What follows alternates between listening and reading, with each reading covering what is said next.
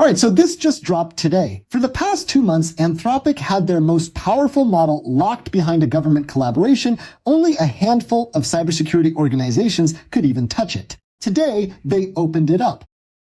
If you've been following AI news, you know this has been one of the most anticipated releases in a while. And after going through everything they published, yeah, this is a step above anything they've released before. So let's get into what's going on, what this model can do, what it can't do, and why Anthropic is being so careful with it. Okay, so first, why Fable and not Mythos? It turns out Mythos still exists. It's the same model under the hood, but Anthropic basically split it into 2 versions.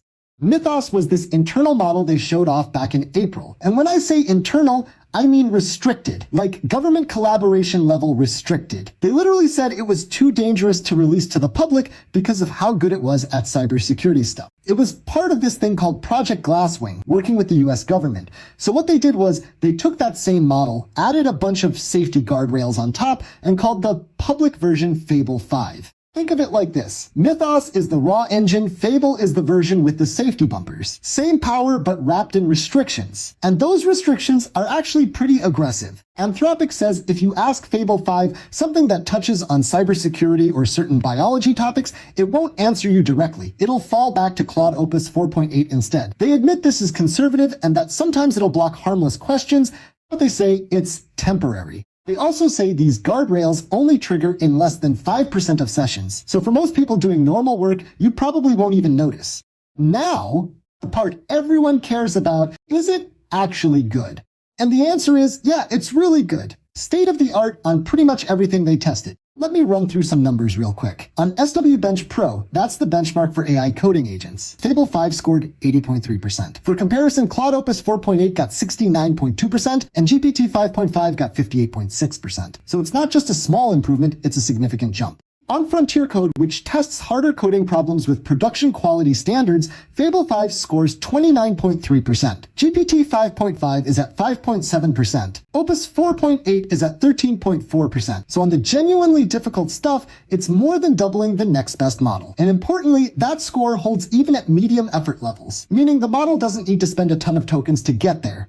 And it's not just coding. Knowledge work, things like analyzing documents, doing research, working with PDFs, it's scoring 1932 on GDP-Val AppY, which is higher than anything else out there. Spatial reasoning, tool use, legal tasks, multidisciplinary reasoning, it's leading in almost every category. But benchmarks only tell part of the story. The real-world examples are more interesting. Stripe, the payments company, used an early version of this model on a 50 million-line Ruby codebase. They said it completed a codebase-wide migration in a single day. That was a task they estimated would take an entire engineering team more than 2 months to do by hand. Now, that's a company-provided example, so take it with a grain of salt, but even if it's half true, that's pretty wild.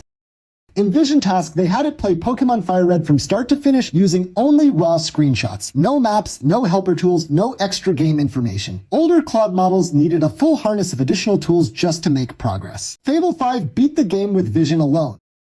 On the science side, and this is the part that I think is actually significant, they used Mythos 5 internally for drug design. Their scientists said it accelerated parts of the process by about 10 times. The model was running protein design tools, choosing binding sites, recovering from failures on its own, basically doing the full job of a scientist on those tasks. 9 out of 14 protein targets they tested produced candidates they're now investigating further. There's also a genomics story. Mythos 5 spent over a week working largely on its own, assembling single-cell data across 138 animal species, designing and training a machine learning model, and ultimately producing something that outperformed a model published in the journal Science while being 100 times smaller. Anthropic says they're planning to publish those results. Now, the safeguards are actually worth explaining because this is different from how most AI companies handle this. There are separate AI systems, called classifiers, that run alongside Fable 5 and watch every request. If something triggers a classifier, Fable steps aside and Opus 4.8 answers instead. You get a notification when that happens.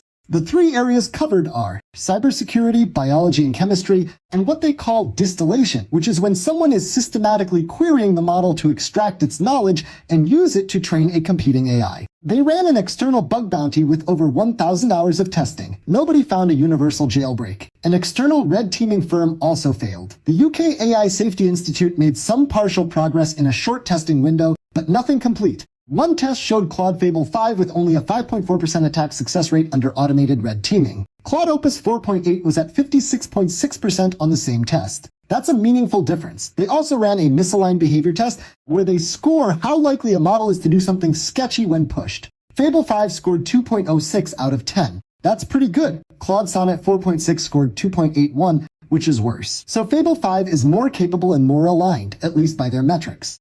On pricing, $10 per million input tokens, $50 per million output tokens. That's less than half the price of what Mythos Preview was charging. If you're on a Pro, Max Team, or Enterprise plan, you get Fable 5 included for free right now through June 22nd. After that, it switches to usage credits. Anthropic says they're planning to bring it back as a standard part of subscriptions when they have enough capacity, but they're not promising a timeline on that. On the API side, it's fully available today under the model string Claude Fable 5. So why does any of this matter? Well, a few reasons. First, this is the first time Anthropic has released a model that's above their Opus line to the general public. Opus has been their top-tier model for a while now. Fable 5 is a step above that, so this is kind of a new tier in their lineup. Second, Anthropic just filed for IPO secretly in early June. They're expected to go public by October. Releasing their most capable model right before that, that's not a coincidence. They want to show investors they can compete at the very top level. So that's where things stand. Claude Fable 5 is out today. It's the most capable model Anthropic has ever made publicly available. It comes with safety filters that might occasionally get in the way. And if you're on a paid plan, you have until June 22nd to use it before it moves to credit-based access. Worth trying if you haven't already, especially for anything code-related or long horizon tasks. That seems to be where the gap over other models is most noticeable. I'll link the official announcement in the description if you want to read the full thing. I'm going to run this through real work over the next few days and see where it actually breaks. If you beat me to it, let me know what you find. See you then.